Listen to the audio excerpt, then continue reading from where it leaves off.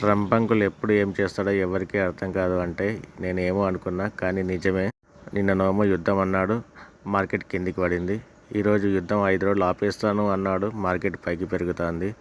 ఎప్పుడు ఏం మాట్లాడతాడో వాడికి తెలియదు. కానీ దీనివల్ల మనకైతే హై వాలటైల్గా మార్కెట్ అయితే మారిపోయింది.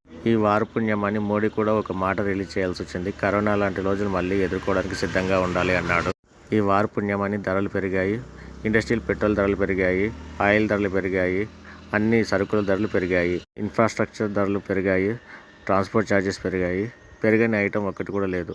ఇంకా ముందు కన్జ్యూమర్ ఉపయోగించే పెట్రోల్ ధరలు కూడా పెరుగుతాయేమో డౌట్గా ఉంది. మనమైతే ఐడిఎఫ్సి బ్యాంకులో ఈరోజు ప్రాఫిట్ అయితే బుక్ చేసాము, 370 రూపీస్. సంతోషం. ఈరోజు ఇది నా ఖర్చులకైతే సరే. ట్రంప్ ఎప్పుడు ఏం చేస్తాడో ఎవరికి తెలియదు కాబట్టి ఓవర్ నైట్ పొజిషన్స్ అయితే నేను ఏమీ క్యారీ చేయట్లేదు.